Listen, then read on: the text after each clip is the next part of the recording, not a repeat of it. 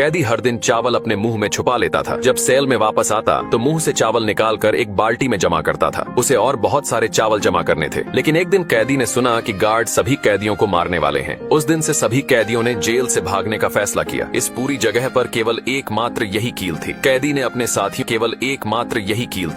अपने साथियों को यहाँ से जाने को कहा और धीरे से एक गार्ड के पास गया। गार्ड को उसने दिखाया कि उसे मंजन की जरूरत है। गार्ड को बातों में लगा लिया। उसी बहाने कैदी ने उस कील को निकाल लिया। फिर उस कील को एक पत्थर पर घिसकर पतली कर ली और उसी कील से कैदियों की हथकड़ी खोल दी। फिर झोपड़ी के ऊपर वाली छत में उसने एक डंडे में शीशा लगाकर बाहर का माहौल देखा। तभी किसी के आने की आवाज सुनाई पड़ी। उसने सभी कैदियों की हथकड़ी को फिर से बांधा और चुपचाप सो गए। थोड़ी देर बाद कैदियों ने नीचे वाली छत को हटाया और नीचे निकल गए। आखिर में मिलकर बांस के बने हुए घेरे को हटा दिया। फिर एक एक करके बाहर निकलने लगे। कैदी उस जगह पहुंचा जहां गार्ड अपने बंदूकें रखते थे। उसने बंदूकें चुरा ली और बंदूकें अपने साथियों को थमा दी। मौका देखकर वो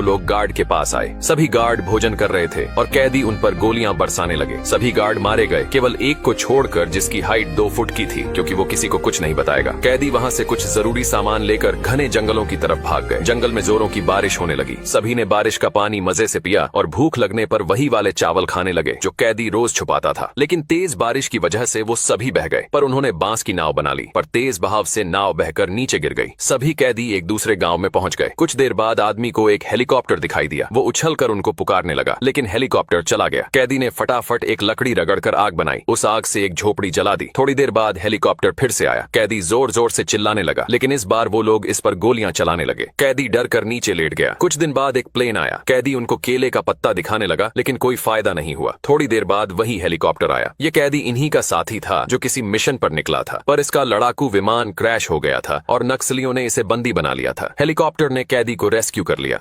सिपाही लड़ाकू विमान नीचे की ओर ले जाने लगा और उसने एक बटन दबाया, जिसके बाद विमान से कुछ मिसाइल नक्सलियों के ठिकानों पर गिर गईं। इसी दौरान विमान में कुछ खराबी आ गई। उसने मदद के लिए अपने ऑफिस संपर्क किया, पर कोई सिग्नल नहीं मिला। लड़ाकू विमान पूरी तरह से डैमेज हो चुका था। आगे जाकर विमान जमीन से टकरा गया, पर सैनिक किस्मत वाला था जो बच गया। उसे एक खरोंच तक नहीं आई थी। वह खड़ा हुआ और जंगल की तरफ भागने लगा। उसके पीछे नक्सली पड़ चुके थे। सैनिक आगे चलकर खुद को केले के पत्तों में छुपा लेता है। नक्सली उसे देख नहीं पाते और आगे निकल जाते हैं। सैनिक जल्दी से पत्तों से बाहर निकलता है और अपना वॉकी टॉकी एक जगह छुपा देता है। सैनिक यहाँ बुरी तरह फंस चुका था। उसने कुछ खाने की चीजें चुरा ली और अगली सुबह वह सोकर उठता है। उसने खुद को एक वाटरप्रूफ पॉलीथिन में बंद कर रखा था ताकि जंगल के जंगली जीव काट न सकें। थोड़ी देर बाद यहाँ से एक हेलीकॉप्टर गुजरता है। सैनिक उसकी आवाज सुनकर बाहर आता है, लेकिन हेलीकॉप्टर आगे निकल चुका था, जिस वजह से सैनिक ऊंचे पत्थर पर चढ़ता है ताकि हेलीकॉप्टर में बैठे उसके साथी उसे देख सकें। लेकिन वे लोग जा चुके थे। सैनिक ने आसमान में शीशा भी चमकाया, पर कोई फायदा नहीं होने वाला था। थोड़ी देर बाद सैनिक अपनी प्यास बुझाने के लिए पानी पीने लगता है। तभी उसे कुछ महसूस हुआ। उसने पीछे देखा तो नक्सलियों ने उसे घेर रखा था। एक नक्सली सैनिक के बाल पकड़कर खड़ा है, लेकिन हेलीकॉप्टर आगे निकल चुका था, जिस वजह से सैनिक ऊंचे पत्थर पर चढ़ता है ताकि हेलीकॉप्टर में बैठे उसके साथी उसे देख सकें। लेकिन वे लोग जा चुके थे। सैनिक ने आसमान में शीशा भी चमकाया, पर कोई फायदा नहीं होने वाला था। थोड़ी देर बाद सैनिक अपनी प्यास बुझाने के लिए पानी पीने लगता है। तभी उसे कुछ महसूस हुआ। उसने पीछे देखा तो नक्सलियों ने उसे घेर रखा था। एक नक्सली सैनिक के बाल पकड़कर खड़ा करता है। नक्सली अपनी भाषा में कुछ बोल रहा था। सैनिक बहुत डरा हुआ था। वे लोग उसे अपने कस्बे में लेकर आए। सैनिक मुस्कुराता हुआ सबको देख रहा था, लेकिन वह नहीं जानता था कि ये सभी उसके दुश्मन थे, क्योंकि सैनिक ने इन्हीं के ठिकानों पर मिसाइल दागी थी। वे लोग उसे नीचे बैठाते हैं, फिर उसके हाथों को खोलकर नीचे लेटने को कहते हैं। सैनिक समझ नहीं पा रहा था कि ये लोग उसके साथ क्या